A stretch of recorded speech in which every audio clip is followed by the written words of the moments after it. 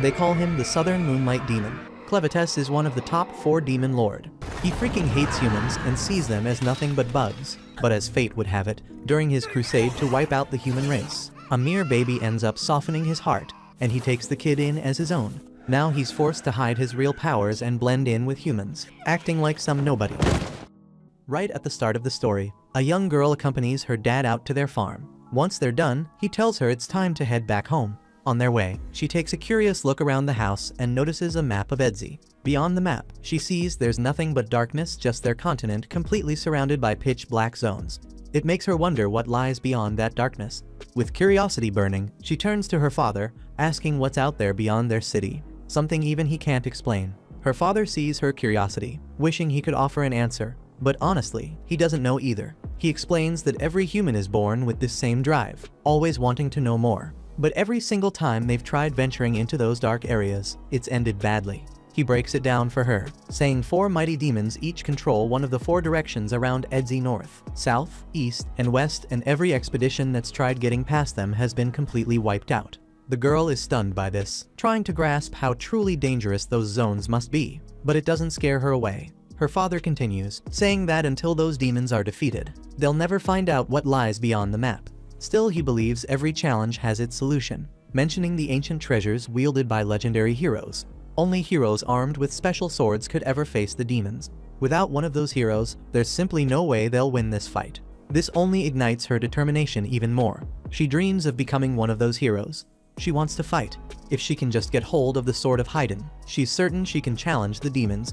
Once those demons fall, they'll finally discover the secrets hidden in the darkness beyond the map. A few years go by, and our girl Alicia ain't a kid anymore. She's grown up, becoming one of the heroes chosen to fight. She closes her eyes and opens them again inside the truck that's taking them toward the city's outskirts. Holding the chain around her neck, she quietly tells her father that the moment is finally here, the moment she's got to step up and protect their city. She's not making this journey alone. Several other heroes are right there with her. As the trip goes on, they start chatting and introducing themselves. There are some real standout folks among them. Minarch, the one holding the sacred treasure called the Golden Ideal, straight up says he's got no clue where he originally came from. They all glance at Alicia, asking her to introduce herself next. They're shocked to see a woman among them, but Alicia doesn't even bother saying anything. As they get closer to their destination, Stefan, the guy carrying the sacred treasure Tenma, the winged horse, warns everyone they're almost there.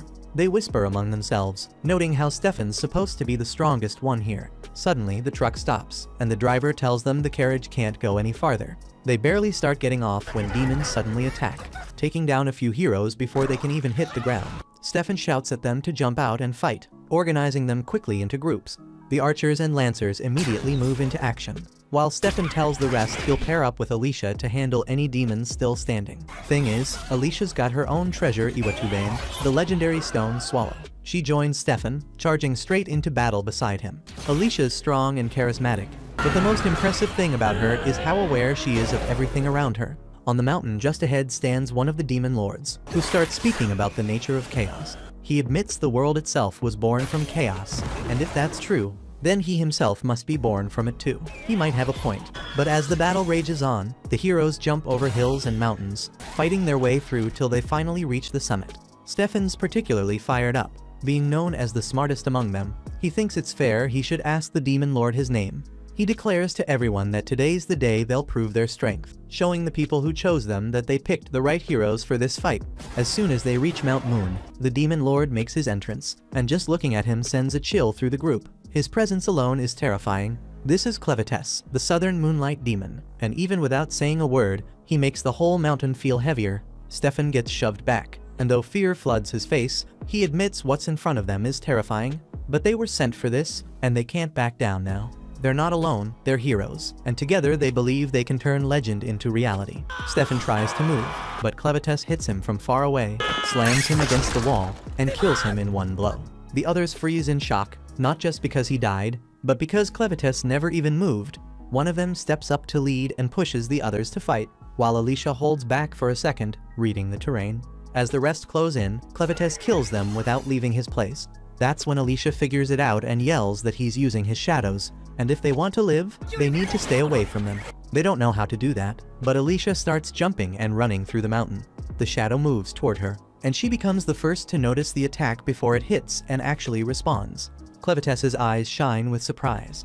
Maybe this won't be as easy as the last group. He doesn't care, but it grabs his attention. This is humanity, and though he hasn't faced them in 1,000 years, what he sees now isn't what he remembers. They used to be weak, no stronger than bugs, but now they've got strength, they've got purpose, and they're not giving up. He's got no clue what's pushing them like this, but he wants to find out. The heroes all go after him, and one by one, he takes them out. Alicia's the last to fall. She's thrown into the sky, eyes closing as death reaches her, and in her final breath, she says sorry to her father, telling him she couldn't make her dream real. Over in capital Heidelart, the heart of the Heiden Kingdom, people are going about their day like nothing's wrong, completely unaware that something is coming straight for them. That something is Clevetess, bursts out from the mountain facing the city, and the moment he shows up, panic spreads like wildfire. The people run, terrified, but Clevetess isn't attacking them out of rage. He's just curious, doesn't give a crap about their lives, just wants to figure out what they're planning. He remembers that the ones who came after him before called themselves heroes, saying they were sent by the king of Haydn. So now, his goal is simple: cut through anything standing in his way until he reaches that king. Villagers scatter in fear, running for their lives, while the knights kick into gear, scrambling to defend the capital. Archers line up and launch their attacks, arrows raining down on him, but Clevetess doesn't even flinch. Instead of fighting back, he flies above the rooftops, gliding through the city so he can get to the palace and see for himself what kind of force is driving these people. The knights rush to reinforce the palace gates, firing more arrows, but nothing touches him. He watches their efforts with zero concern, and it becomes clear they're weaker than he expected. He lifts one hand, throws it at the wall, and the entire thing crashes down like it was nothing but paper. That's when the knights realize they're screwed. One of them takes off, rushing to warn the king that a demon is in the city. The king doesn't even look surprised. If a demon made it this far, then there's only one conclusion: those so-called heroes failed. He gets up from his seat and starts walking. There's only one thing left to protect now: the blade of Haydn. Another knight runs in, shouting that the demon is tearing through the city and can't be stopped, and the king should hide. But if that thing really can't be stopped, then running is pointless, because no matter where he goes, it'll catch up to him eventually. The knights keep throwing flames and arrows at Clevetess, trying everything they can, but he knows nothing they do will change a damn thing. Still, there's strength in it. He remembers how Alicia's sword had managed to hit him and leave a mark. That memory sticks, reminding him that if humans are left alone, they'll eventually get stronger. He's not the one stepping into their world, they're the ones coming for his. And to him, that's all the reason he needs to bring the fight to them. The king moves closer to the door, ready to protect the blade, but as soon as he opens it, Clevetess appears. From the way the man looks, the crown, the clothes, the palace behind him, Clevetess doesn't need to ask, knows he's the king. Clevetess speaks in human language, and the king freezes. A demon speaking like a man that alone shakes him. He asks how a creature like Clevetess could even understand their words. But Clevetess already knows who he's talking to. He tells the king he's the only one who might be able to save humanity. He's not here for war, not yet. He's got questions, and depending on the answers, humanity either lives or dies. When he says humanity, he's not talking about just Haydn. He means Org, Don, Suladen, Bent, the whole damn world. His question is simple. He wants to know what kind of people they are, what twisted reasons made them march into the demon kingdom and attack his land. The king stares back without fear and says he's not answering a demon's questions. Clevetess doesn't ask twice. He cuts the king's head off right there and walks out without looking back. To him, that was enough proof. Humans are dangerous, and that makes them a threat. So now, they must be destroyed. But he knows he can't do that alone. He needs allies, a group that can follow him and help him finish the job. As he leaves the palace, a sharp cry echoes through the air. A baby, held in the arms of a dying mother, screams in pain and fear. Clevetess hears it but barely reacts. It's just another human. But the mother speaks, begs him to save the child, her voice low and broken. Clevetess stares, surprised she's even speaking to him. She's begging the one who plans to end everything. He tells her if the kid dies, she should blame the fact he was born human. But the woman answers through her pain, saying the baby never got to choose how he was born. Clevetess couldn't give a shit, but he looks her in the eye and says if she wants him to spare that kid, then she better give him a reason why. She struggles to speak, reminds him she's dying and can't prove anything right now, but says one thing with full certainty: the child will prove his worth when he grows up. And with that, she takes her final breath. Clevetess stands there, silent, then picks up the baby. He's not buying it, but watching a human grow doesn't take much effort. So if this kid's gonna prove something, he'll wait and see. Across this wide land, 5 main human races live in different parts of the world. First, the Kingdom of Don holds the biggest population. Then come the Orgites, brave and fierce with horns on their heads. Next are the Sladens, quiet types who avoid dealing with anyone outside their kind. Then the Benti, demonic in appearance, but loaded with raw power. Last, the Hydanians, the smallest race, looking the most like normal humans. They're also the smartest, known for crafting weapons from a rare crystal called arcanosite. But only the royal bloodline knows the true method behind it. They've been selling those weapons to the Don race, and that deal led the two races to take on missions together, forming mixed bloodlines. Even so, full-blooded Hydanians are now rare. Outside their kingdom, wild dark beasts roam, violent and uncontrollable. Deep in the Luna Mountains, Clevites, in his massive form with 9 long tails, scares off a few beasts that try to eat the baby. The kid cries out, loud and scared, and Clevites worries this little creature might not last long if it keeps screaming like that. He wraps around the baby, thinking how to shut him up for a while, then gently taps the child's forehead with one claw, and the baby falls asleep. While staring at the baby, Clevites starts to get the feeling it's about to drop a little surprise, and sure enough, not long after, the kid wakes up crying while unloading a nasty mess that hits his nose hard. It pisses him off, but instead of getting rid of the child, he picks it up and walks off, hoping to find a way to deal with this disgusting problem. He ends up throwing the baby into a pit full of bugs, not the dangerous kind, just the ones that love feeding on poop. As the bugs enjoy their meal, Clevites mutters something ridiculous about humans growing up in a few nights, clearly showing he knows nothing about raising one.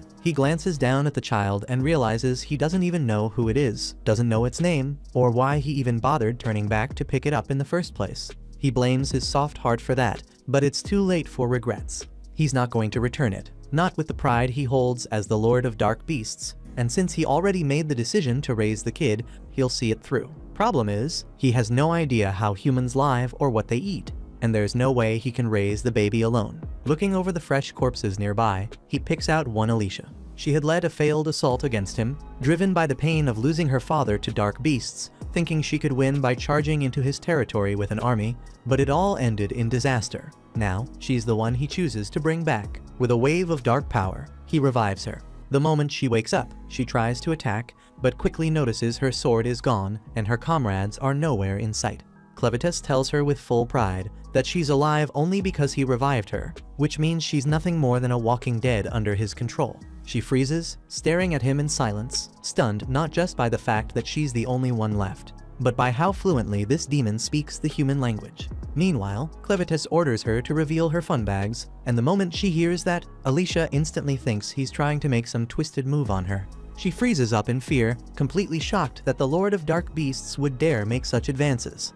But before her dirty thoughts can spiral any further, he cuts her off and makes it clear the order isn't about her. It's about the hungry baby that won't stop crying. He tells her to take off her armor and bring out her milk tanks immediately. Since he'd infused his dark energy into her body, her will isn't exactly her own. She had no choice but to reveal the chesticles, lifting her top with obvious shame, exposing what he asked for even though she hates every second of it.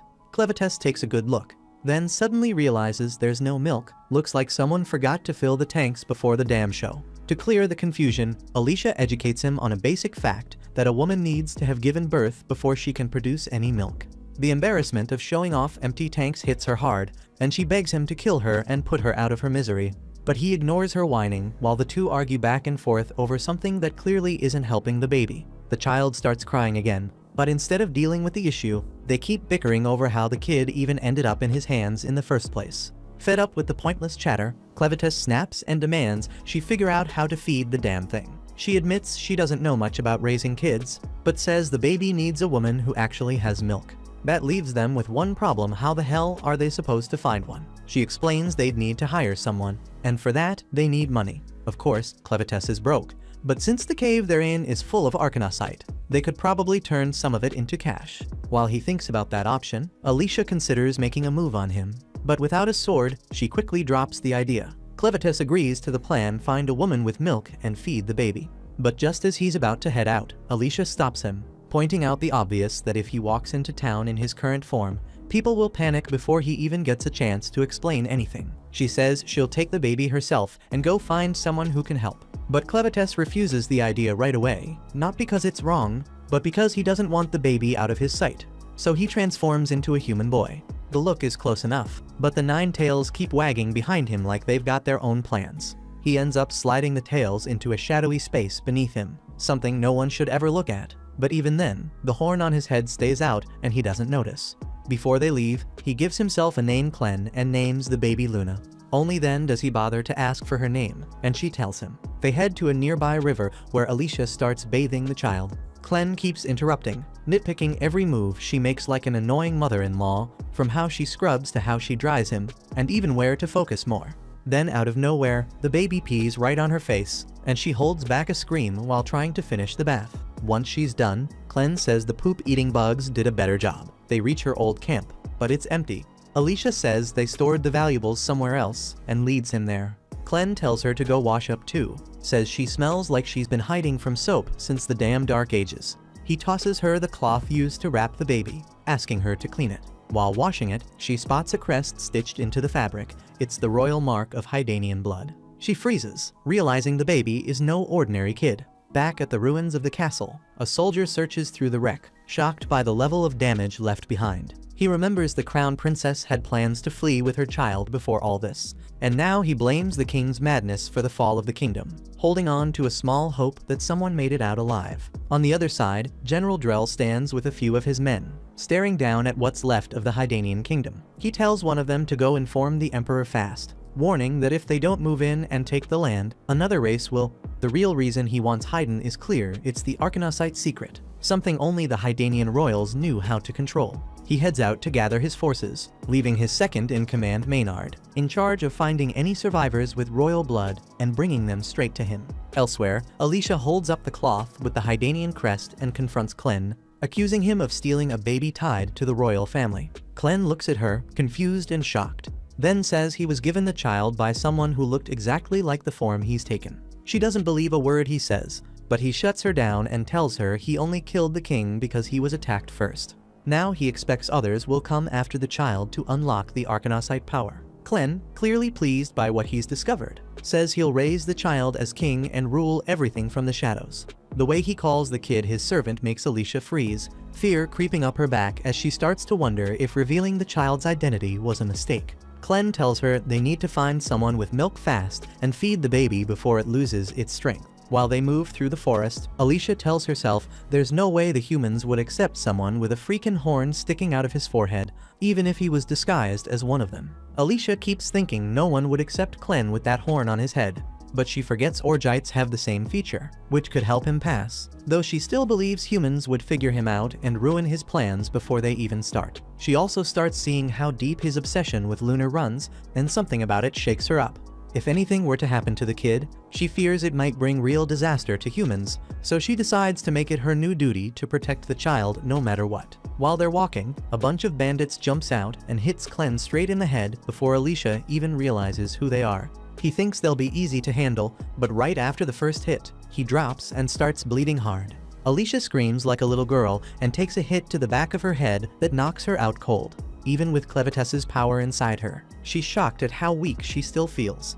Later, she wakes up and thinks for a moment she's surrounded by her soldiers heading into battle. But before the dream settles in, Clen's voice cuts through, calling her a fool and telling her to wake up. That's when she snaps back to reality and sees they've been captured by bandits, with Clen smirking like he's not even worried. They're sitting in the bandits' carriage surrounded by a bunch of other captives. Clen's just chilling with baby Luna in his arms and wearing this calm-ass grin, which honestly freaks Alicia out even more since she's got no clue what's running through his mind. She notices Luna sleeping quietly and asks Clen how he managed to settle her down. So he explains that Luna was fussing earlier, but the second she saw those bandits' busted faces, she passed out cold. Alicia carefully moves past the other prisoners, edges closer to Clen, and whispers, asking why the hell one of the strongest demon kings who ever lived let himself get caught. She figures that when Clen changed his appearance, he probably weakened his powers too, which explains why he got knocked out in one hit. Clen nods slowly, admitting she's close, but not exactly right.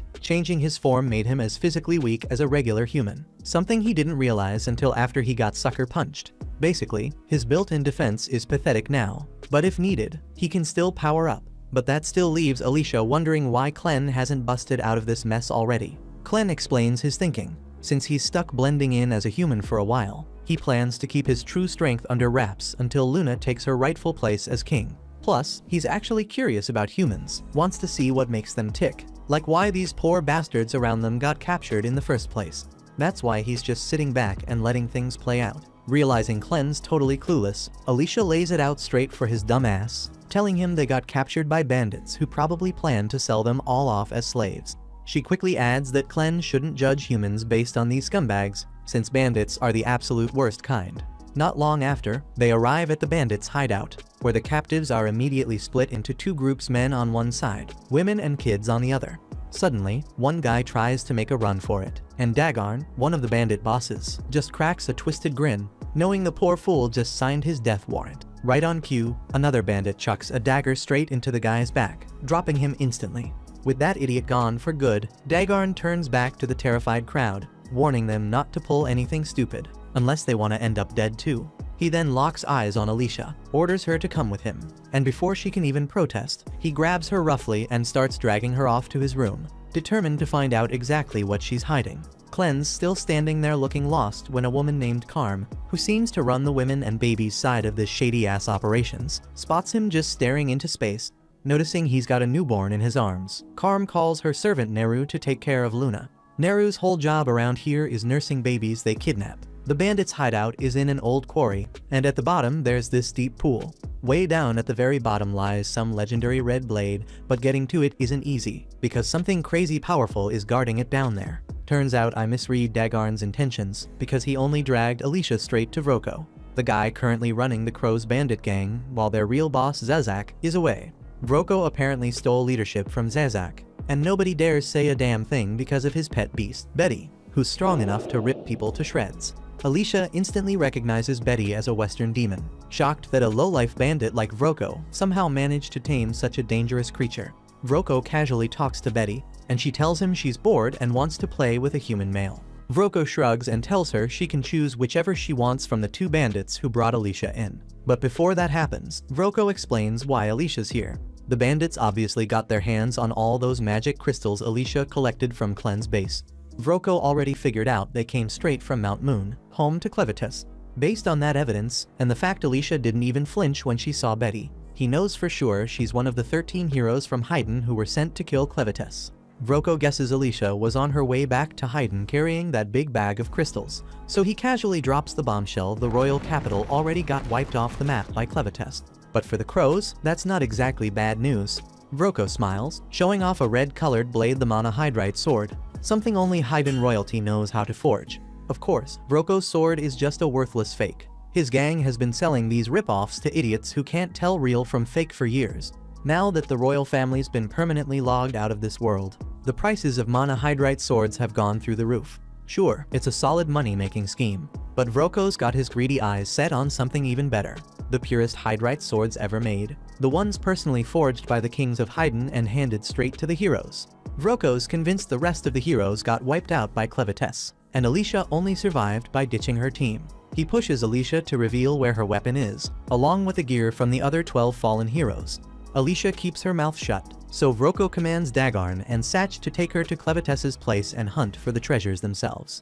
Dagarn throws out the idea that maybe they should bring Alicia along to grab another treasure they're already tracking, but Vroko shuts him down quick, insisting on sticking to their original plan. He even gives Dagarn and Satch permission to have some fun with Alicia before they head out, just to keep her from causing trouble on the road.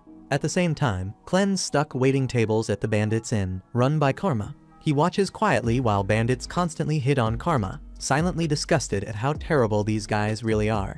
Elsewhere, Neru's busy feeding Luna the legendary milk, but that's not her only duty. She also works as a waitress, taking endless abuse from the scumbags who fill this place. Clen quietly serves meat to the bandits with surprising patience, earning a bit of respect from some of them. But Karma picks up on something off about him. Everyone around assumes Clen's an orc because of his horns, but his skin's too pale and his eyes have the look of a cold-blooded killer. Two bandits start hassling Neru, dragging her off to put her through hell all night, leaving her bruised and battered. Neru doesn't complain though, and once they're done, she just silently returns to the inn to nurse Luna again.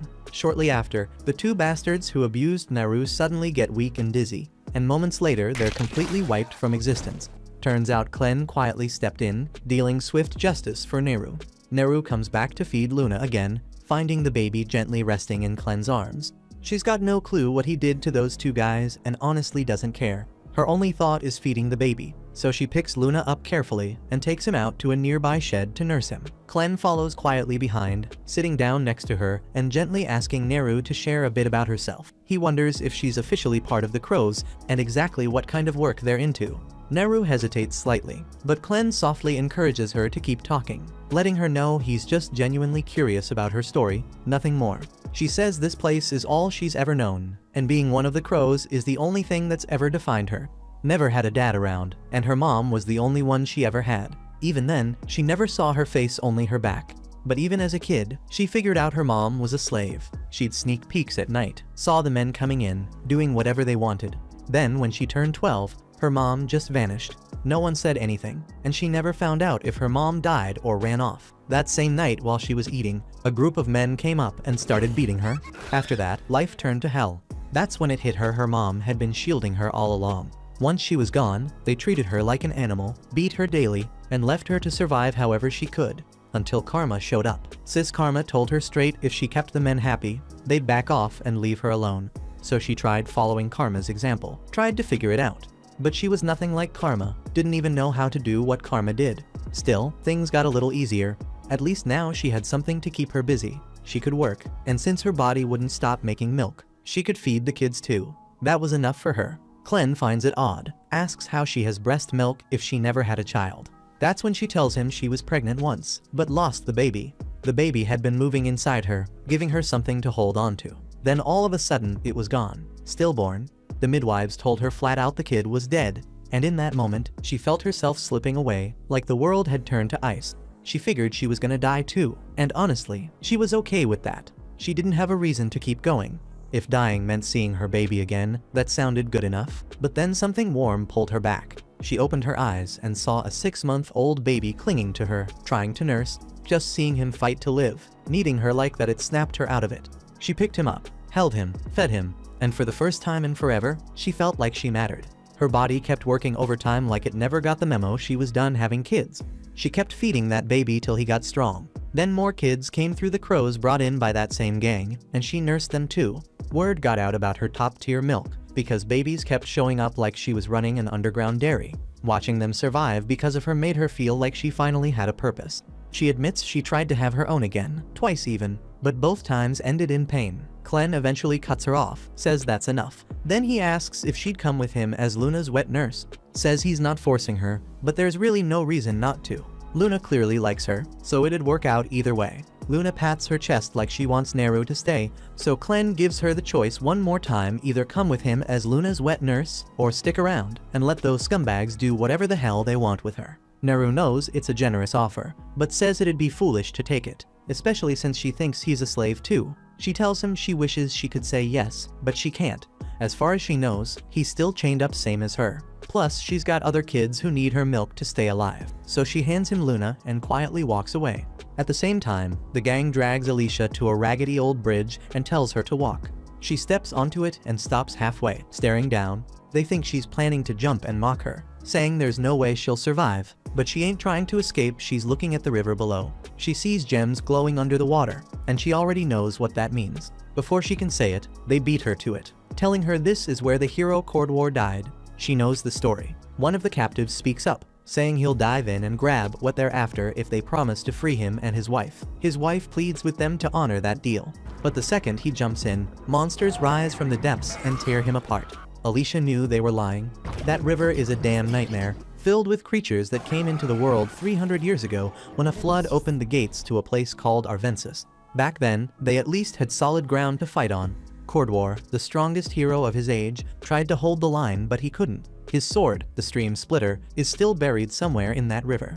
The gang wants someone to bring it up, but that mission's a death wish. She snaps at them, calling them sick bastards for setting the poor guy up, and even says they didn't bother tying his rope right. They shut her up fast, telling her nobody asked for her opinion. Then they introduce Fido, the brute who's about to beat her down. He steps onto the bridge, grinning like a creep, saying he's gonna strip her down right there. Before he lays a hand on her, she slams her arm back into place, grabs Fido by the neck, and chokes him out bloody, snatches his sword, then leaps off the bridge. whispering to herself that she's putting her faith in what Clem said, that she's immortal and won't die that easily. The bandits glance down, and once they spot Alicia's lifeless body, they start freaking out.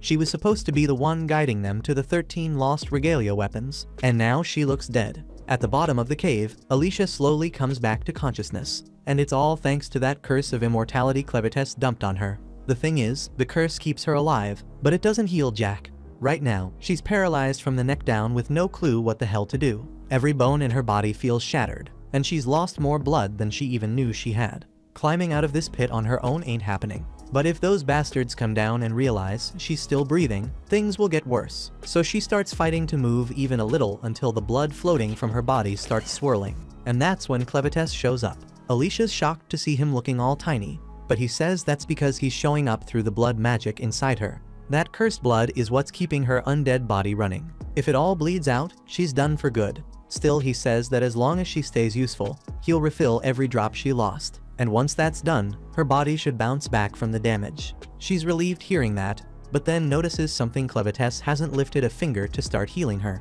She asks him what the delay is. He says he will, eventually, but first he's got a question. Turns out, he found someone perfect to be Luna's wet nurse. Even as a demon, he could tell Naru's getting treated like crap here. So he offered her a chance to escape and live a better life with Luna. To his surprise, Naru flat out refused. Clem looks at Alicia, wondering if she's got any clue why someone would turn down a deal like that. Alicia thinks for a second and figures it's because Naru probably sees Clem as just another slave who can't keep a promise. People don't leave these bandit groups easily, and if they do manage to slip away, they usually end up hunted down like animals. Growing up in that kind of world, Naru must have convinced herself that freedom's nothing but a fantasy. Clem asks if there's any real way to fix all this, and Alicia figures the simplest answer is to kill every damn bandit in that freaking camp. If no one's left standing, Naru wouldn't have to worry about getting hunted down, and maybe then she'd take Clem's offer. Alicia says it shouldn't be hard for someone like him. He's got more than enough power to wipe them all out by himself. But Clem shakes his head. He says he can't afford to get caught off the mountain. If word gets out that he left, people might use it as a chance to strike Clevetess's territory while he's gone.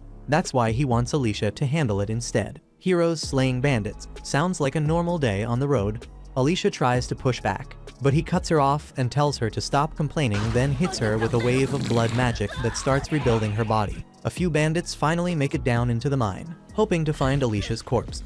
What they see instead messes them up bad. Her limbs are twitching and jerking as bones snap back into place, muscles twisting like snakes under her skin. The pain is brutal, but once it's over, she's back on her feet, fully healed. They have no clue how she's even alive after that fall, but honestly, they don't care. As long as she's breathing, they can still use her to find the 13 regalia. They know she's a hero, so they stay on guard, thinking they'll be fine if they rush her all at once. But one cocky bastard decides to go in solo. He slashes her shoulder, but after everything she just went through, that pain's nothing. Alicia grabs his arm, smashes him in the face, then snatches his sword and yanks off his eye patch. She's still pissed she's even stuck in this mess, but these guys aren't worth sparing. If they can't be saved, then she'll do what she has to. Scene flips to Clem, dead set on one thing, tracking down Naru and showing her freedom's the real deal. At the same time, Naru heads back to the tavern, where Karma's been waiting. She's been worried sick, seeing Naru come back all bruised and broken again.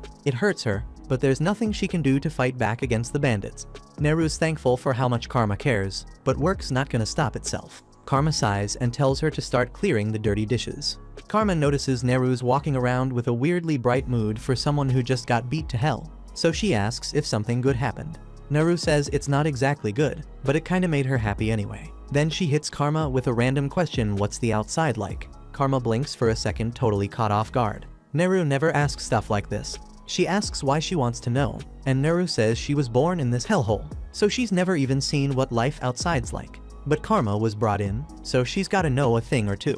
Karma admits she does know the outside world, but it's not filled with sunshine and butterflies. Most of the women here either had their homes wiped out or never had one to begin with, so yeah, nobody's lining up to reminisce. Still, she wants to know why Naru's suddenly thinking about all this. Naru says someone asked her if she wanted to leave. Karma instantly smacks the crap out of her, says she's crazy for saying something that dangerous out loud with bandits lurking around. Those bastards don't see them as people, just tools to toss out when they stop being useful. That's why the girls stick together, protect each other, stay quiet. Saying stuff like that is the fastest way to end up dead. Right then, Vroko walks in, and of course he heard everything. Karma freezes, heart sinking, because nothing good ever comes from that guy showing up. She tries to keep cool and asks why he's even here since he rarely shows his ugly face in the tavern. He shrugs, says he heard about the new baby and wanted to check it out. Karma turns to Neru, asks her to tell him where the baby is. Last she saw, Luna was in the stables. Vroko nods, says he'll go see for himself. But before walking out, he tells Neru to come with him. The way he says it sends chills through Karma's spine. She knows damn well what that tone means. She tries to stop him, but she's got no say around here, and Neru's too naive to realize the danger she's walking into. After they're gone, Karma slams her fists against the table furious. Neru was the only one taking care of the babies here, and now she's just gone. Vroko doesn't give a damn about any of that. Karma tries to tell herself there was nothing she could have done, that maybe Neru brought this on herself by dreaming too loud in the wrong place. But deep down, she knows that's just bullshit. Feels intense panic about what's coming next. Right then, Clen walks in holding Luna, and Karma jumps a little since she didn't hear him come in. But it clicks quick he's probably here to feed the baby. She tells him Neru's gone, and chances are, she ain't coming back. Karma hates saying it, but that's just how life goes around here. Clen stares at her confused, not buying that answer one bit, then asks her what the hell she means. The second Karma looks into his eyes, she knows he's dead serious about finding out what happened to Neru. At the same time, Vroko's leading Neru down this dusty old stairwell, and she's low-key amazed, since she's lived her whole damn life in this camp and never even knew this place existed. Vroko explains it used to be a magic ore mine, and magic ores got all kinds of uses. Like the lamp he's carrying, it burns thanks to crushed ore mixed with bug oil. Before he turned bandit, he spent a hell of a lot of time messing with magic ore, especially testing how it mixes with different liquids to pull off wild effects. Just ignore those skulls on the floor, they're not a bad sign or anything. Probably just the last guys who took a wrong turn. Suddenly the light cuts out, and Neru freaks the hell out because she can't see a damn thing. She begs him to turn it back on, and he does. But when the place lights up again, her heart nearly stops. Vroko's freaking pet monster is standing right behind her. Turns out, one of his twisted little experiments let him take control of demons like Betty, and that's how he clawed his way to the top of this camp. But being the boss comes with rules, and letting a slave talk about escape is a big no. That's why Betty's here. He's planning to let her handle Neru. The second Neru realizes what's happening, panic hits hard. She turns and bolts, trying to find any way out. Vroko, cold as ever, tells Betty to eat her, and the damn monster comes charging. As Neru scrambles for her life, the only thing running through her head is Clen's offer. Deep down, knows if she'd said yes, none of this would be happening now. That's when she spots Clen holding Luna at the far end of the tunnel, and the last thing that flashes through her head is how bad she feels for not being able to care for Luna anymore. Normally, this would be the part where Clen swoops in and saves the day, but nope. Betty swallows Neru whole, and just like that she's gone. Luna bursts into tears, watching the nightmare play out, but Clen doesn't flinch. Says that's how this world is. Magic beasts gotta eat, and he can't blame Betty for doing what comes natural. If anything, it's his own damn fault for showing up too late. He's bummed about losing someone as useful as Neru, but it is what it is. Then he shifts his gaze to Vroko, confused as hell. No damn troll from the western woods is bowing to a fun-sized fool with teeth like garden rakes. Vroko thinks Clen's lost his damn mind, mouthing off in a moment like this. He doesn't even get how the guy showed up here in the first place, but figures it won't matter for long. Tells Betty to eat Clen and the kid too. But Betty doesn't budge. Vroko glances up to see what's wrong and nearly drops dead on the spot. Betty looks absolutely terrified. He's never seen her like this. She won't even step near Clen, shaking so bad she ends up puking Neru back up. Neru's all messed up, half melted from stomach acid, missing a damn arm and a leg. But somehow, she's still breathing. Clen calmly removes the acid, then places Luna down beside her so the two can be together for whatever time Neru's got left. Then, without Vroko noticing, one of Clen's shadows picks up both Neru and Luna and floats them away. By the time Vroko turns back, they're gone. He stands there stunned, thinking Clen must have used some kind of magic, but Clen doesn't even know what the hell magic is. Vroko figures Clen's just acting clueless, since magic's the only damn thing that explains half the crap he's pulled so far. Magic, plain and simple, comes from combining magic stones with tower ingredients to trigger wild effects. Like that nasty brew Vroko's hiding in his coat crafted using those stones, a bunch of herbs, and the squirming larva of a parasite fly. The mix turns anyone who ain't him into a drooling moron. That's how he got Betty to obey his every command without a second thought. He dumps the potion into his fire pit, creating a thick, strange vapor. The instant Betty inhales it, her eyes glaze over, and she launches at Clen blinded by fury. Clen gets tossed across the cave like a sack of potatoes, since he can't tap into most of his strength while stuck in this flimsy human body. As he's flying, the only thing racing through his head is how pissed he is that Alicia never gave him a damn warning about any of this magic stuff. Meanwhile, Alicia's still busy hacking her way through the bandits, and she's already dropped 8 like it's nothing. But that's barely scratching the surface, and the bargain bin sword she swiped from one of them has already snapped. If she wants to clear out the rest, she's gonna need something a hell of a lot better. So she bolts straight out of the flooded cave. There's close to 50 left, and even with her undead body, stamina's still a thing. If she burns out before finishing the job, she's screwed big time. She reaches the lake, but the monsters are already circling up top waiting. Jumping in now's asking to be dinner, so she climbs to the top of the scaffolding instead, baiting the idiots to follow. Once a crowd builds up, she slices the main rope, dropping a dozen into the water all at once. The monsters snap, turning the lake into a bloodbath, while Alicia hides in a barrel. She doesn't need air, so she lets herself sink to the bottom, where the legendary blade's supposed to be buried beneath the silence. Even so, holding her breath until she hits the bottom is way harder than she thought. That pain and pressure she prepared for kicks in fast. Her senses start to fade, and her chest's on fire from the lack of air. She knows she won't die even if she runs out of breath, but it still takes everything she's got not to panic and swim back up like her body's begging her to do. After a while, she hits the lake bed and rolls out of the barrel. She sees the red glow of the magic sword not far off, so she forces her heavy body to swim toward it. If she can grab that sword, things will shift. Getting back to the surface will be a breeze, but right before her hand touches it, a massive red eye pops open. That's when she realizes she didn't reach the lake's bottom, she landed right on top of a sleeping giant monster. The beast rises, launching her backward with a surge of water. She figures this is the same creature that took down the legendary hero. But instead of freezing, she focuses back on the sword and makes a move to grab it. Before she can reach it, the monster opens its mouth and starts sucking her in. The pull's too strong. She grabs the sword at the last second, but her arm gets stuck between its jaws. Then something snaps in her. A rush of memories hits her all at once, pushing her to fight back.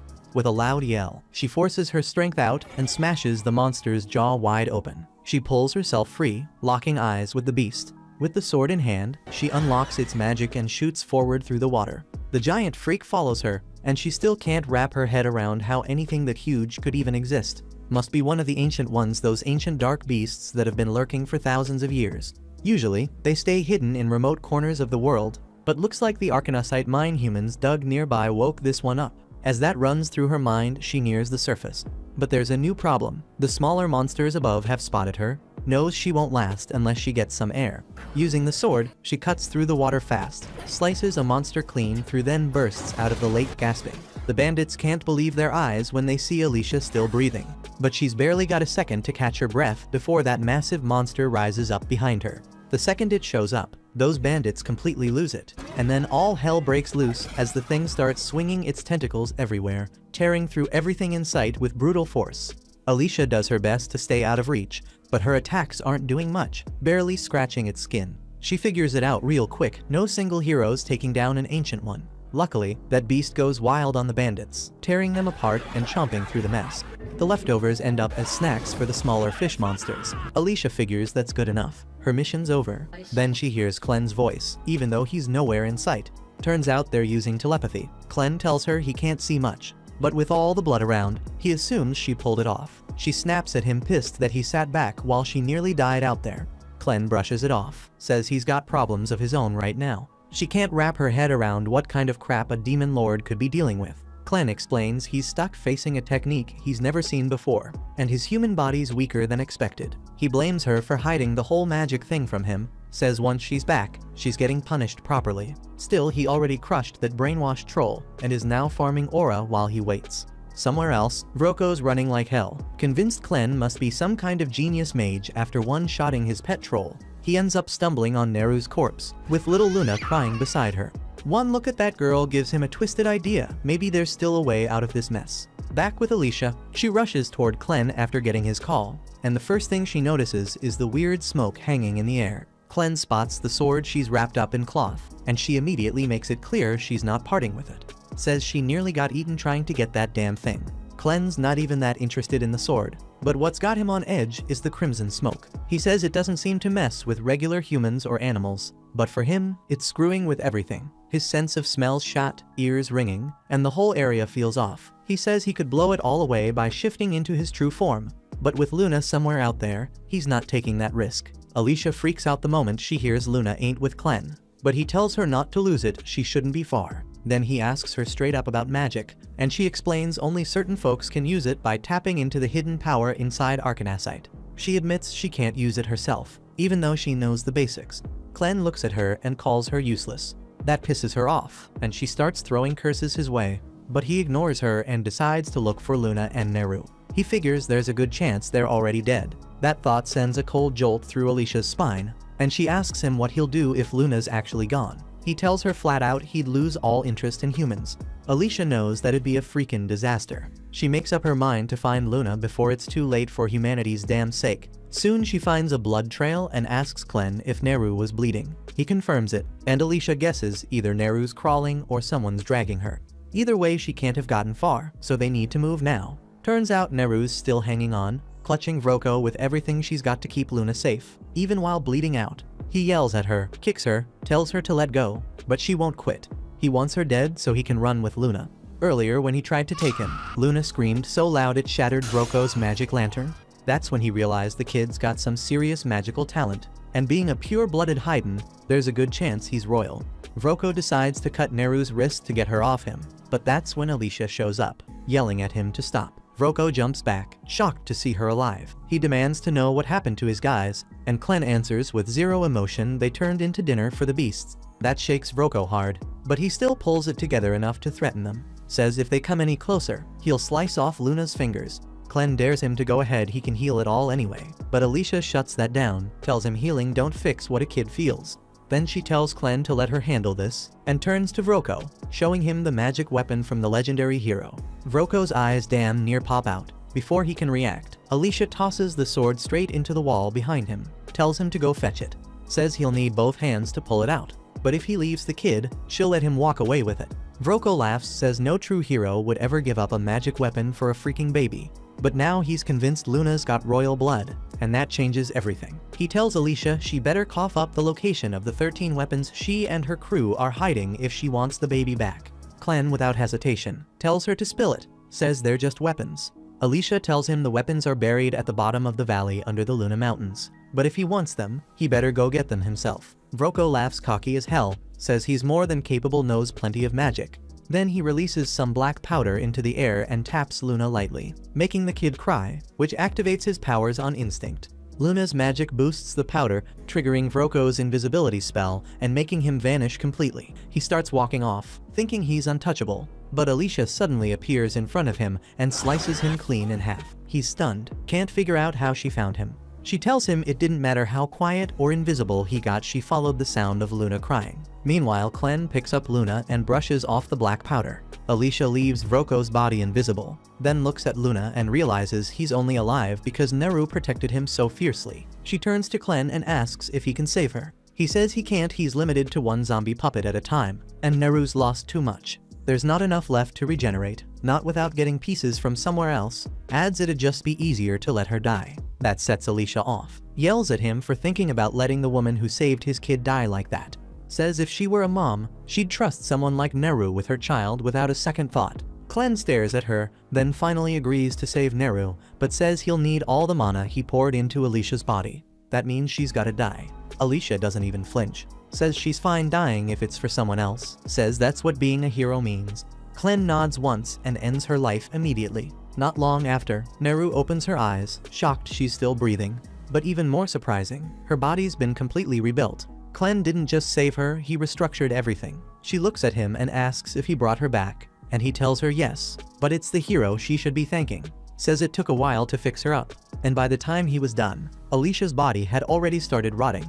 But now that he returned the mana, she should be waking up soon. A few seconds later, Alicia jolts up like she's starting a breakdance set, and the first thing she does is look for her sword. Clem hands Luna over to Neru and says her new name's Nelaru now. Says she's part of their crew from here on out. But this time Nelaru happily agrees. The next morning, Clem takes Alicia's sword away, and she's clearly upset. but he calmly explains that having it out in the open will only attract trouble. He tells her he's keeping it hidden in his shadow for now, ready to bring it back if needed. Meanwhile, Nelleru finishes packing up a bunch of gear taken from the bandits and even finds a decent outfit for Lona to wear.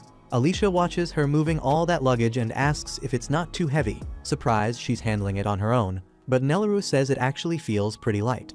That's when Alicia remembers that Nelleru lost a large portion of her body the day before, nearly dying in the process. Clem must have replaced those damaged parts with something stronger, though Alicia still has no clue what he did to save her. Then Nelleru steps closer and offers to carry Alicia's sword for her, saying she just wants to help. Alicia awkwardly explains she doesn't have the sword anymore, and Nelleru pauses to think, recalls hearing something about Vroko stashing away some fancy swords in his desk. Hearing that, Alicia lights up and begs Clem to let her grab a replacement, even just a regular blade. Clem knows full well she's pretty much useless in a fight without a weapon, so he agrees. Alicia immediately rushes off toward Vroko's office, excited to see what she can find. With the bandits wiped out and the slaves long gone, the place is mostly deserted now. Clem casually asks Nelleru if she's going to miss this place, but she quickly replies that it only holds bad memories and she's glad they're finally leaving. What really bothers her, though, is not getting to say goodbye to Karma. Hearing that name again, Clem realizes he might have made a mistake earlier, but before he can say anything, he's suddenly hit from above and sent flying. Back in the office, Alicia finds a small stash of coins, a leather armor set, and one decent sword tucked in the drawer. She's satisfied and starts heading out when suddenly, Clem crashes straight through the wall, slamming into the desk right in front of her. Clem then mutters that he still hasn't gotten used to how damn fragile this human body is, always getting tossed around like a ragdoll. Before he can say a word, Gart bursts through the hole in the wall and Alicia instantly senses how strong he is, so she raises her sword without hesitation. But in the next moment, Gart throws a savage kick that slices the air and leaves a small cut across her face from pressure alone. He's impressed she managed to dodge in time, but he doesn't think she'll last long, and starts pummeling her with kick after kick until she stumbles. Then he jumps back and sends out a violent gust of wind that blasts her straight through the roof, crashes outside hard, but somehow still stands, and that earns her some respect from Gart, who tells her he's not here for her anyway, just wants tiny-ass Clem, so if she drops the sword and walks away, he'll let her go without another scratch.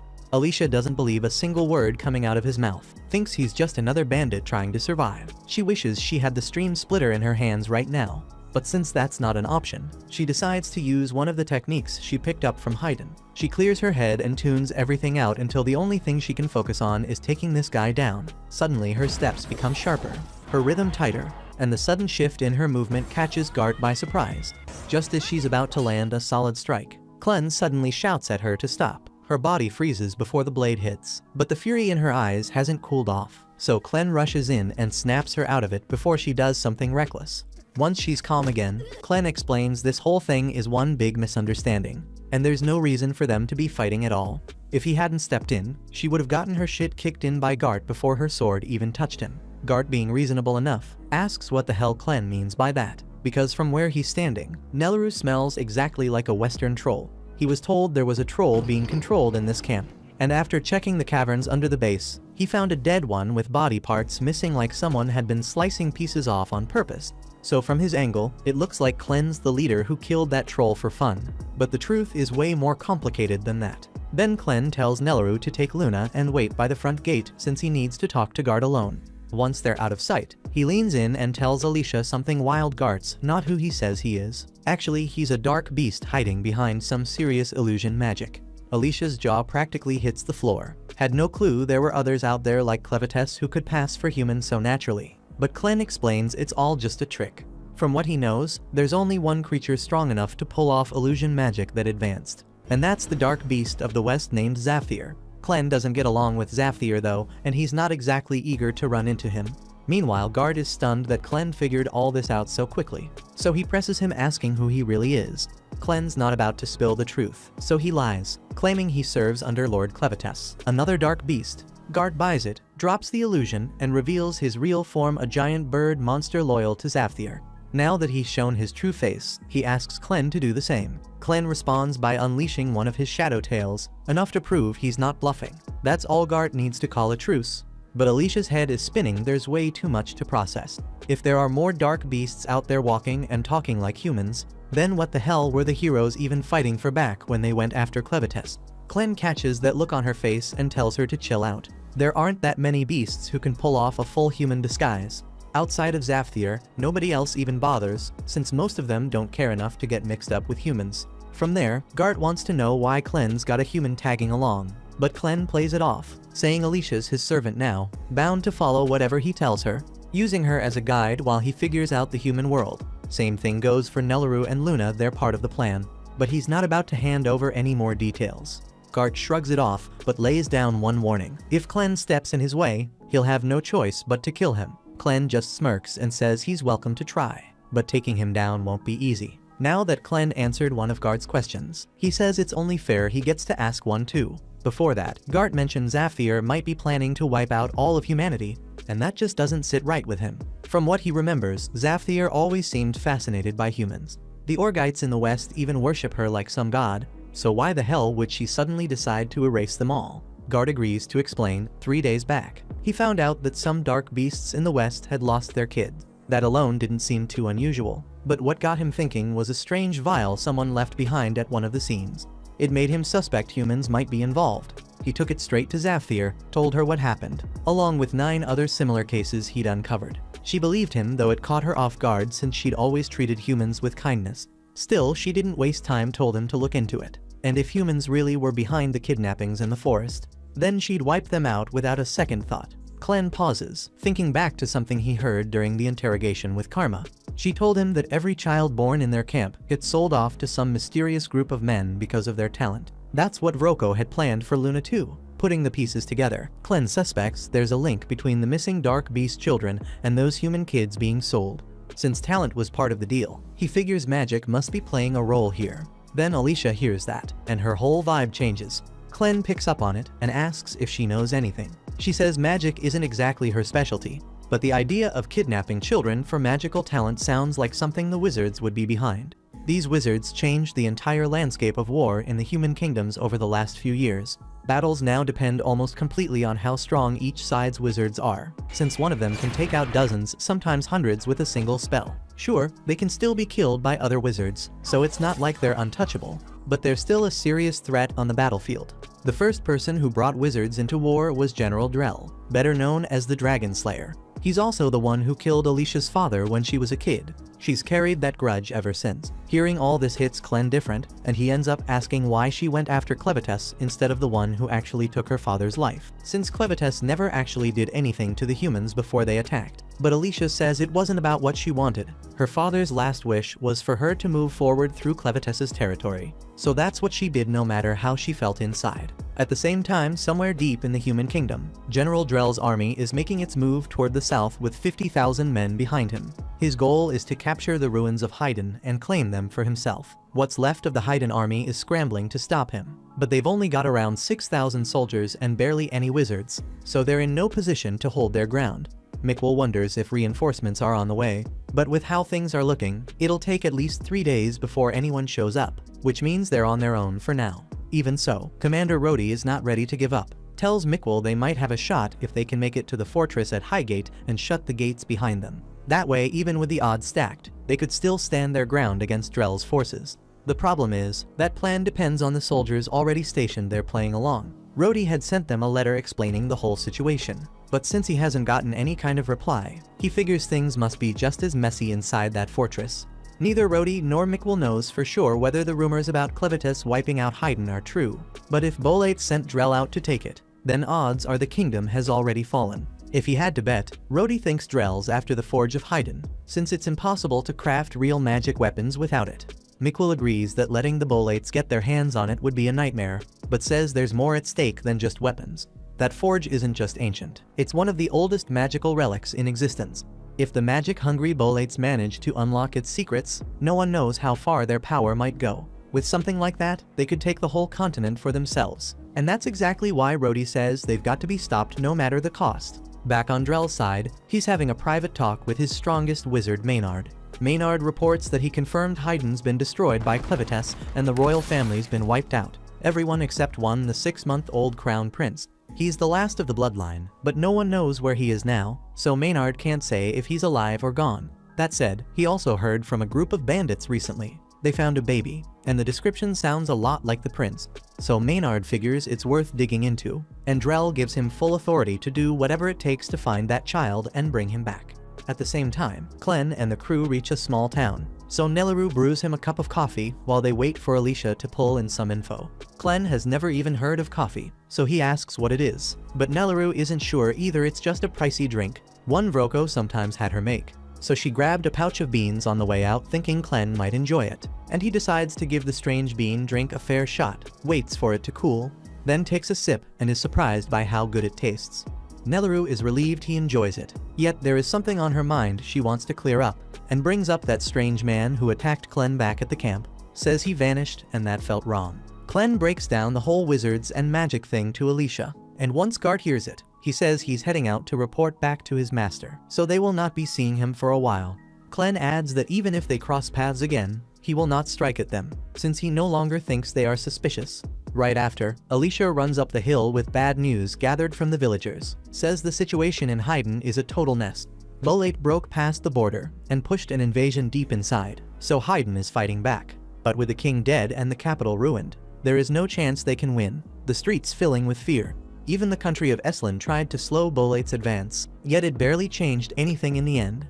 Clem wants to know why Eslan would step in for Haydn when they are not party to this conflict, so Alicia lays it out. Eslan has been at war with Bolate for ages, yet right now they stand weaker, so they do not want Bolate getting the Haydn forge, since that would make them unstoppable, and even if Bolate seized the forge, they could not run it properly without someone of royal blood. But the biggest issue is that Haydn is outmatched, since Clem killed their king and they have no sorcerers to bring into battle, so at this rate Haydn will be erased from the map before long. That sounds bad, but Clem still does not see a reason to care, since his only goal is to make Luna king, so whether Bolate takes Haydn or not, it changes nothing for him. But Alicia tells Clem it does matter, because if Haydn turns into Bolate territory, Luna will never become king. Under Bolate rule, only citizens born in Bolate can sit on the throne. And from Luna's features, it is obvious he is a pure-blood Haydnite, so he would end up an outcast under Bolate rule. On top of that, pure-blood Haydnites are rare and highly sought after, since their blood is the key to refining Arcanasite properly, and with a man like Drell leading the push, there is no telling how far he will go. Drell is the one who killed Alicia's father, and it was not because of a war. They had been friends once, and years after the man retired as one of the country's greatest swordsmen, Drell showed up and forced a duel to the death, just to prove he was the better swordsman. Then after mortally wounding him, Drell looked Alicia in the eye, and for no reason blew their house up too. Alicia was furious, ready to grab her father's sword and charge, but her father stopped her. He knew Drell would cut her down the second she touched that blade. So in his final moments, he begged Alicia not to let revenge blind her, said that path leads to a war she would never return from, and asked her to become a hero who saves people, promising he would always be watching over her. Having felt Drell's cruelty firsthand, Alicia tells Clem the only way to secure Luna's future is to stop Bolate and drive them out of Haydn. Clem understands Alicia is right, but he is still annoyed he has to protect a place he once decided to destroy. Alicia is relieved he will help and says she will get ready to leave at once, but Clem tells her to stay. If he is going to step in directly, he cannot let anyone think he is doing it just because Alicia asked, so he needs a reason to confront Drell. And the fact that Drell has been kidnapping Dark Beast children to build his wizard army is reason enough. It also gives Clem a chance to see how strong these wizards really are, and that thought gets him a little excited. With that in mind, he is sure Alicia wants payback for what Drell did to her father. But her father's last wish was clear: he wanted her to be a hero, not someone ruled by revenge.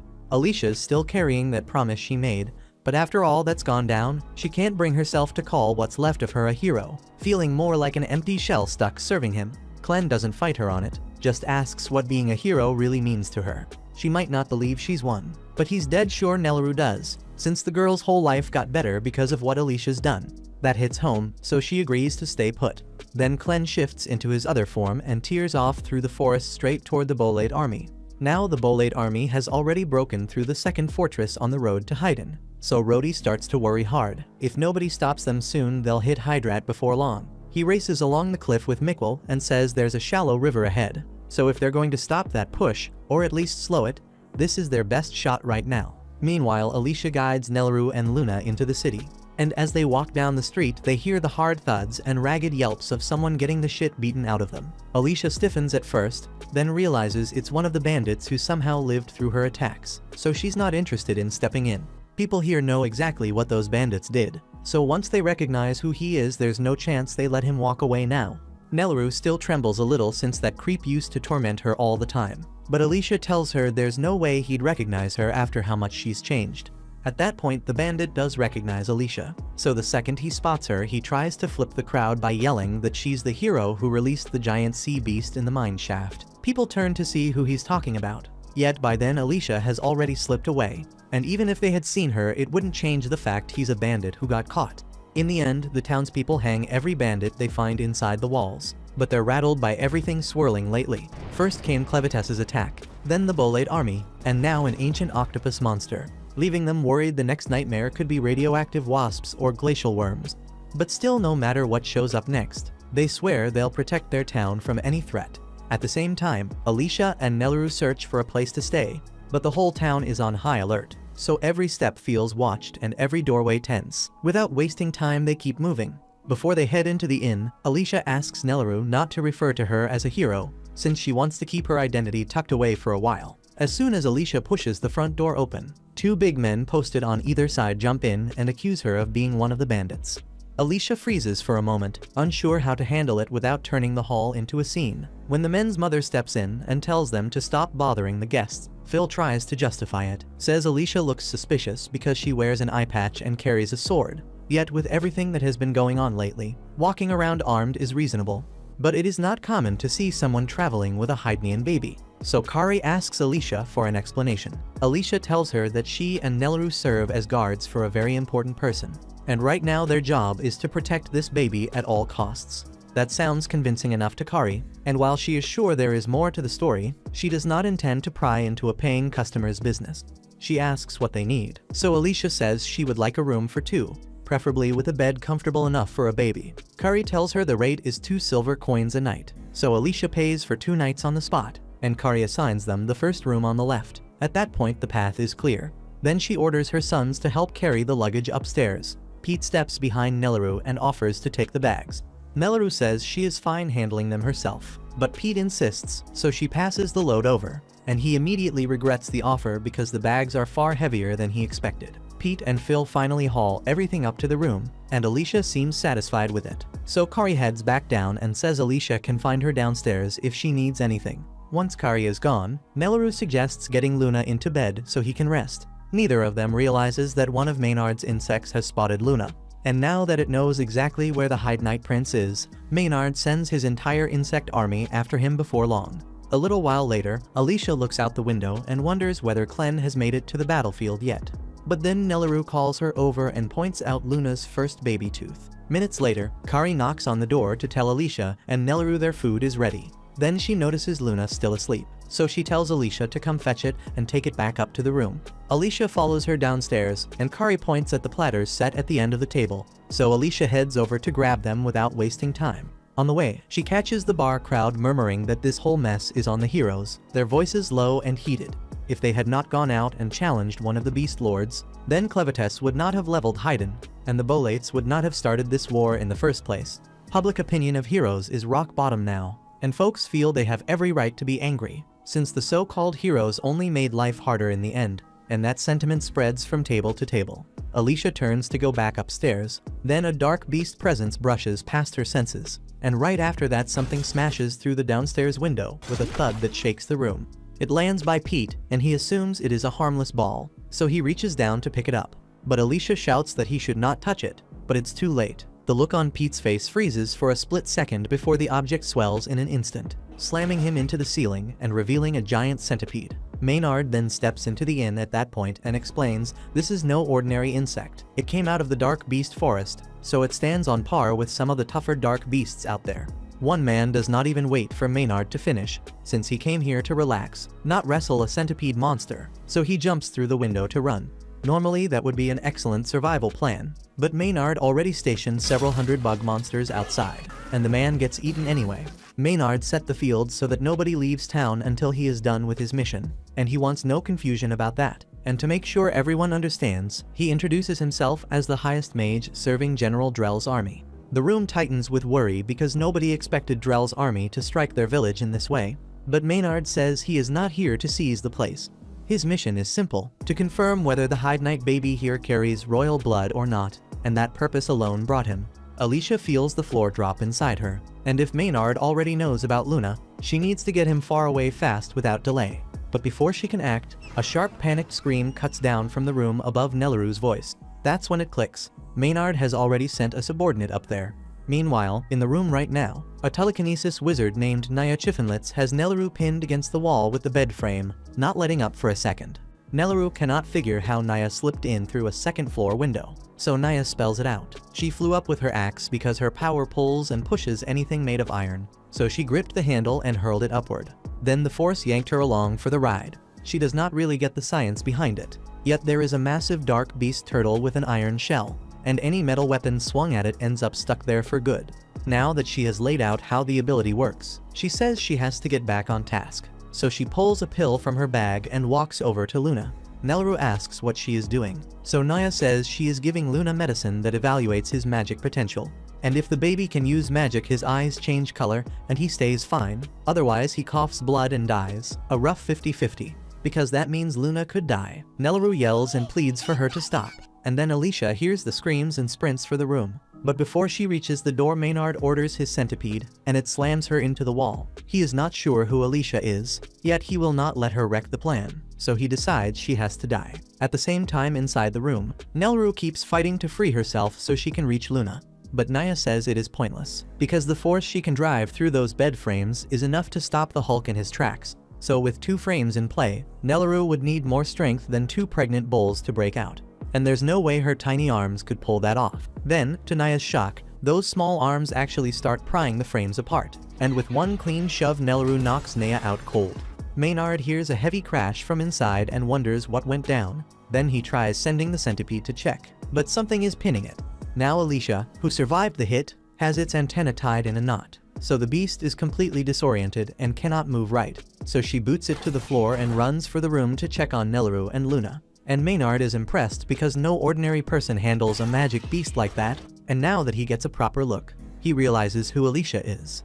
Alicia steps into the bedroom ready to fight, but instead she finds Naya unconscious on the floor while Nelleru stands beside her holding Luna. She notices the big hole in the wall, so she asks if Naya did it, and Nelleru says she was the one who caused it because when she pushed the bed frame to get free, it hit Naya and went straight through the wall. Alicia does not understand how that is even possible. However, there is no time to debate, because they need to get out now. So she grabs her sword and tells Nelleru to stick close, and they jump out the window. And once they leap, Alicia uses her sword skills to slice the bugs in the air so they can run. By the time Naya wakes up, it is already too late to stop them, and she would like to go after those too. But the bugs in the air do not discriminate, so she would die the moment she steps outside without Maynard's help. Meanwhile, a little later, Alicia and Nelleru make it outside the city limits, so the bugs stop chasing because Maynard only ordered them to surround the city.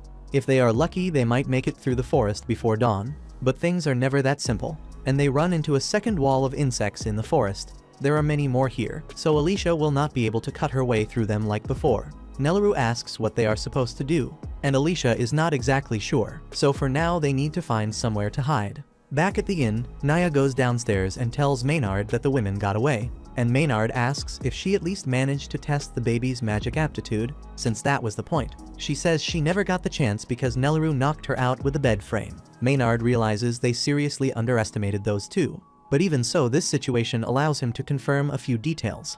First, the blonde woman was the hero Alicia Glenfall, and Maynard is certain because he was there when Drell killed her father. There is no way a hero would be traveling with an ordinary baby, so that pretty much confirms that Luna is the Hyde Knight prince they have been looking for. He is practically shaking with anticipation of how fun it will be to torture a hero when he gets his hands on her. And Naya just stares at him, wondering why she has to spend time with this lunatic. Maynard finishes his wild laughter. Then he tells Naya to round up every last resident and march them out to the main square. Once the crowd is outside, the town leader steps forward and demands to know why they were dragged out here. And he adds that if Maynard thinks a handful of bugs will make them submit, he has another thing coming. Maynard is struck by how bold these people are, so he lays out the story from his side. Says he and the Bolade army would not even be here if the king of Haydn had not made that damn fool gamble and attacked Clevites. Now that the capital lies in ruin, Clevites might come back to seize the land, so the Bolade force is kindly stepping in to protect everyone. It is a paper-thin pretext to invade Haydn, but without the king and his magic weapon, there is practically nothing left to stop it on the ground. Besides, Maynard says they have a bigger enemy in the meantime, because the blonde woman from earlier is one of the 13 heroes who started this whole mess. So if the townsfolk need a target for their rage, they can start by hunting her down. Meanwhile, Drell's army keeps pushing toward the fallen capital of Haydn, and they are halfway across a shallow river when Drell suddenly stops because he feels eyes on him. So he orders the stalker to step out at once, because there is no point in hiding when the moon is pouring light over the water. Suddenly, Rhodey bursts from the brush and slams his spear into the river, and the surface turns to glass in a snap, pinning the feet of every soldier in Drell's ranks. He barks for his men to advance, even though Drell's force outnumbers Rhodey's 10-1. Rhodey's troops came ready with ice cleats, so they move cleanly over the frozen sheet, while even Drell's enslaved dark beasts can barely stagger. Miquel leads the charge and tells everyone to focus the wizards first, so they cannot free themselves. Drell knows the frost spear's limits, and even at full output it should not be able to freeze an entire river at once, so he reasons that Rhodey must have stationed a wizard upstream to chill the flow just below freezing, then let the frost spear do the rest. He admits the setup is sharp. Rhodey truly looks like he has mastered the frost spear, and if he defeats Drell here he can end the whole war. However, Drell tells him it will not be that easy. Rhodey surges forward with his spear, but Drell meets him with a heavy backhand slash, so the blow knocks Rhodey several feet back.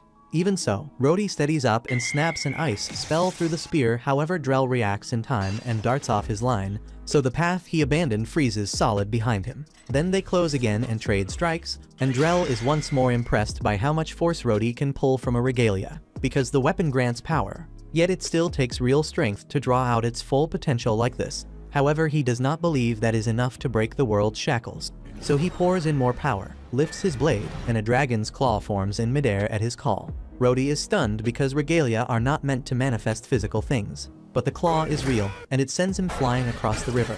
Meanwhile, Miquel and the rest see their commander in trouble, so the line turns back to support him. At the same time, Drell explains that by fusing his sword with magic, he has made something far beyond a normal blade. Just then, Drell spots a group of Rhodey's men rushing his way, so he wheels around and obliterates them with the dragon claw, and the sweep takes his own soldiers as well. Rhodey cannot believe he would kill his own troops so casually. What the hell? But Drell says anyone too weak to survive a strike like that does not deserve to see the world beyond their borders. Rhodey still does not follow the talk about borders and shackles, so Drell lays it out. His goal is to shatter the legend of the heroes, because that legend pushes people to challenge unbeatable foes with methods that keep victory out of reach. Things have run the same way for thousands of years, and no one questioned the pattern, so the tradition stayed. That ends here. Drell tells Rhodey he will not kill him because he was a worthy opponent, and by now Rhodey should know there is no way he can win. Rhodey tries to stand, but his body has nothing left, so he lies there and watches as Drell continues the conquest. But a moment later, Clevites slams into the battlefield, a dark aura roaring around him as the ground shudders. Faces freeze when they realize the southern lord of the dark beasts is here. Clevites can tell that Drell is the one running this field, so he says he has a single thing to ask, and he does not waste time on pleasantries. Someone has been snatching both human children and dark beast children, and from what he has heard it ties to the magic Drell uses, based on whispers from across the region. So he wants to know if Drell is truly the one behind it. Drell notes that a beast lord coming all this way just to ask a question must have better things to do, yet Clevites answers without blinking that this is part of his duty as a lord, because if anyone defiles his land or his people, the law of the land says he must kill that offender with his own claws in retribution. Drell asks what gives Clevites the right to define that law. However, Clevites is already tired of the talk, so he drives a hand through Drell's stomach with a straight thrust. He says this could have been avoided if Drell had simply answered the damn question. Yet even with a hole in his chest, Drell stays calm. Says he already knew Clevites would come to kill him, and he knew a head-on fight was not winnable, so he made preparations in advance and kept them quiet. A third eye opens on Drell's forehead as he primes his ultimate art. Dark Ichor prison resolve hardening as he commits. That catches Clevites off guard because he did not think humans could handle Dark Ichor at all. And in the next breath, Drell's body detonates and coats Clevites in his blood. When the blast clears, the only things left are Drell's sword and a giant sphere of what used to be Drell surrounding Clevites. Even so, Drell is not dead, not by any normal measure, because before the explosion he shifted his mind into the sword. He no longer has a human body and now exists as the magic of that blade. He went to extreme lengths to sacrifice flesh for this dark Ichor prison, and he is certain that even someone as strong as Clevites will not break out easily. Clevites appears to be knocked senseless by the prison, so he stays motionless inside for now, and Drell intends to leave him there until he dies of hunger or age. Meanwhile, Rhodey watches in horror and disbelief, jaw tight and stomach sinking, because he cannot believe Drell just locked down Clevites in moments when the 13 heroes failed to do it. If Drell can pull off something like this, Haydn has no chance against that might. So Drell hardens his resolve to continue the mission and orders all remaining troops to prepare to move at once. Meanwhile, out in the forest, Alicia and Nelleru are still trying to escape Maynard, when Alicia suddenly feels that something is wrong, a pull at the edge of her senses. However, she does not know what caused that pulse, and there is no channel to reach Clevites from here. So she tells Nelleru they have to keep going. All the while, a band of angry townspeople keeps tracking them through the trees step by step on Maynard's orders. A short while later, the townsfolk hem Alicia and Nelleru inside an old cabin. Phil heads the angry crowd, brandishing torches as they shout for Alicia to step out, saying they know she's in there, so hiding is useless. Meanwhile, Alicia and Nelleru keep out of sight, unsure what move to make. Phil keeps hollering, pinning every disaster that hit their town on her. Speaking for the lot, he says they've always despised the so-called heroes, since heroes never do real work. They only slay a dark beast now and then, and folks treat it like it's something grand. Nelleru tries to lift Alicia, reminding her she's special because she saved both her and Luna. But Alicia tells her to back away from the window, saying the priority right now is keeping her and Luna safe. Alicia admits she figured this could happen, especially since they couldn't get out of town. What she didn't anticipate was the townsfolk finding them this fast. She thinks about bolting since Maynard still hasn't caught up to them yet, but she knows it won't help because there's nowhere left to hide. Phil loses patience and lifts his torch, ready to hurl it at the cabin. But right before he does, his brother grabs him, because their mom and dad just arrived, and they look furious. Mark, their father, tears into them, reminding them their forefathers built this water wheel over 200 years ago, and he won't let them torch it. Phil fires back, but Mark cuffs him on the head and tells him to shut it, saying he shouldn't swallow whatever two outsiders told him. Mark admits he doesn't trust Maynard or Naya, so he put 2 strong men on them to make sure they don't cause trouble. He shoulders past Phil and tells him to step aside, letting him handle it. Then he walks to the front of the cabin and calls to Alicia, saying he only wants to ask her something. He promises no one inside will be harmed until they're done talking. He wants to speak with her alone, so he asks her to come out. Alicia sees she has no choice, tells Nelleru to stay in and watch Luna, then steps outside. Mark's eyes go straight to her empty hip. The regalia sword is missing. He figures she must have pawned it for quick coin, but Alicia explains she lost it in her clash with Clevites. Hearing that, Mark pokes at her pride, pointing out she fought Clevites and came up short.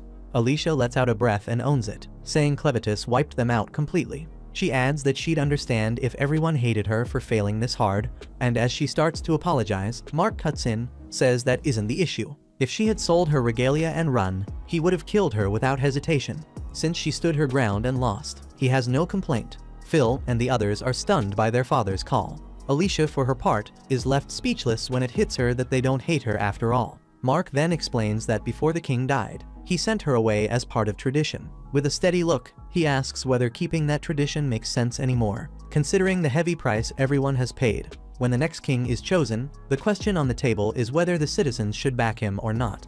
Mark reminds Alicia that her hero party is the only one in 1,000 years to reach the Lord of Dark Beasts. He believes she must have seen what lies beyond Luna Mountain, so he presses again on whether it was worth it. At this moment, Alicia thinks back to that fight with Clevites.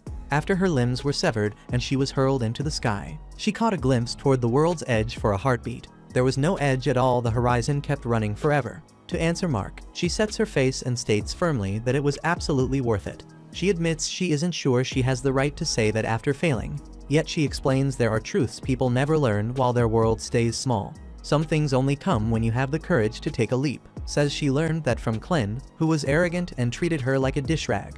In spite of that, she's grateful to him. Without meeting him, her world would have ended without ever expanding. Emotion surges, and Alicia raises her voice, declaring there is meaning in making the world larger and better for the sake of the noble heroes who died trying, refuses to let anyone claim otherwise. Mark and the rest are plainly moved by Alicia's fierce words. He adds that the former king's one thing done right was choosing his heroes. He tells Alicia she's free to go, saying he'll reign in the younger hotheads behind him. As he turns away, he remarks that their next king needs to be alive to give it his all. That line leaves Alicia stunned, and she wonders if Mark already understands Luna's lineage. He then splits the citizens into two groups, sending one half to deal with the wall of bugs while he and the others take care of the soldiers. Before he can leave, a massive insect beast blocks his way and drives its needle tail into his chest. The creature is being piloted by Maynard, who wears a crooked grin. Then he mocks Mark, saying this is the price for letting Alicia go without his say-so. Alicia rips out her sword and charges, calling him a bastard.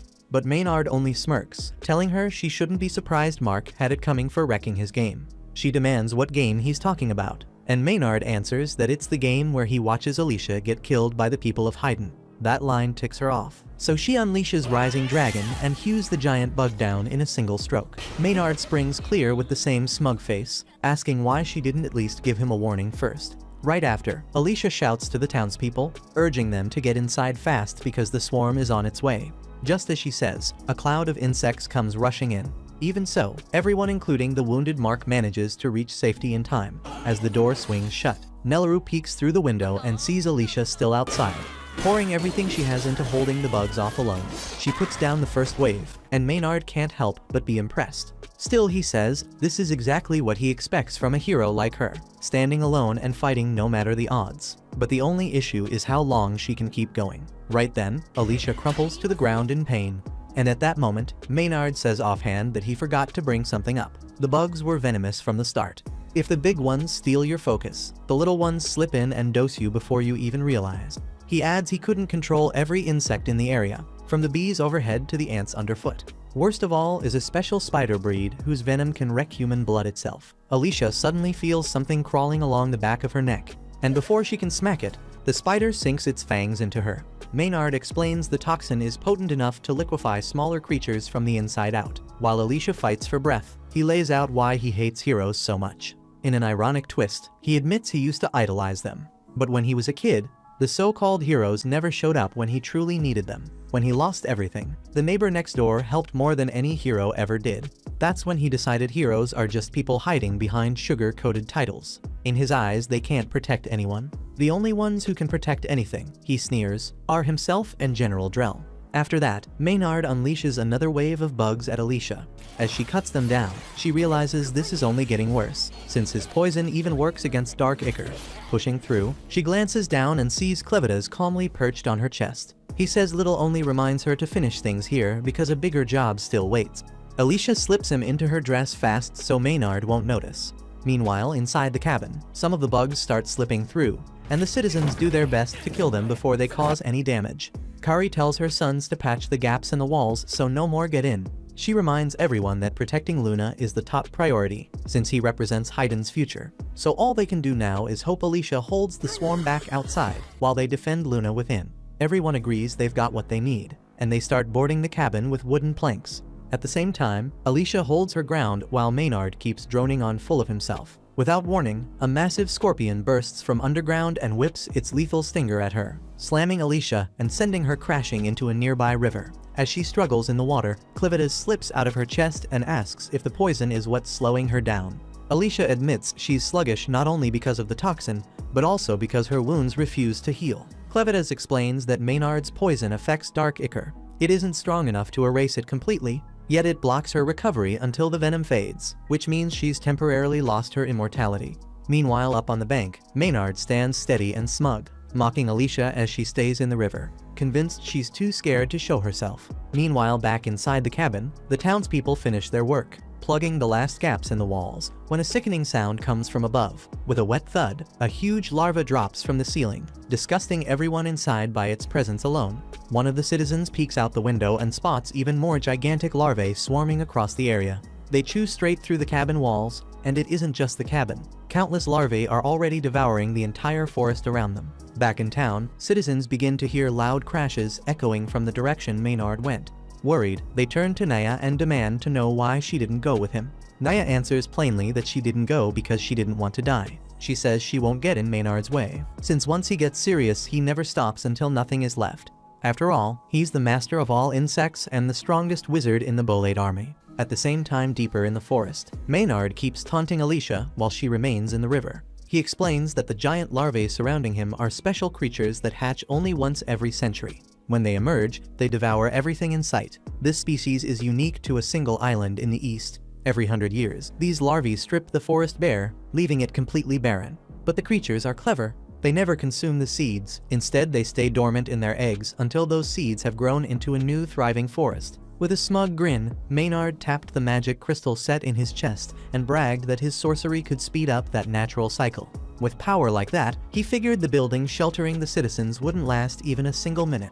Alicia's anger snapped at his words. She burst from the river, yet as she lifted into the air, her eyes went wide. Maynard had been quietly nursing even more insects inside cocoons, and right then the shells split open. Suddenly, the newly hatched bugs rushed her with murder in their flight. Alicia swung her blade, trying to cut them back. Yet with every arc, she saw the shimmering dust from their wings held another poison. Her strength bled away with each heartbeat, while Maynard savored the struggle. At his command, the giant scorpion smashed her into the ground, after which a massive swarm of insects buried her beneath their bodies. That horrific sight made my body freaking tremble. Right before Alicia lost all hope, Clevites stepped in. A crimson radiance burst from under the swarm, and from it her regalia sword rose, cleaving through the pile of insects. Maynard's eyes went wide in disbelief, recognized the weapon at once, and demanded to know where she had hidden it. Clevites calmly told Alicia that most living creatures in this world are made of water, and insects are no exception. Treat a horde like a ball of water, and the regalia blade he gave her will cut them apart. With that, he urged her to finish this fight for good. Alicia pushed to her feet, her sword blazing with power. A harsh gust tore across the field as she unleashed her ultimate technique, Stream Splitter, and in a single clean stroke, she erased the whole swarm of insects. Watching from a distance, Mia stared in disbelief as all of Maynard's creatures were wiped out. Alicia leveled her sword at Maynard and ordered him to surrender. She quickly understood he would never yield, so she knocked him out cold. Exhausted, Alicia finally collapsed. Nelu then rushed to catch her, but to her surprise, Clen was already there, holding Alicia in his arms. Clen looked serious and said that things had changed, which was why he had come to call them back. While Alicia was still weak, she managed to ask whether Clen had defeated Drell. Clen replied that he hadn't, because Drell wasn't alone. He had another Lord of Dark Beasts at his side. Thank you for watching to the end. If you enjoyed this recap, please hit the like button and subscribe. If you have any suggestions or tweaks, share them in the comments. They help me improve.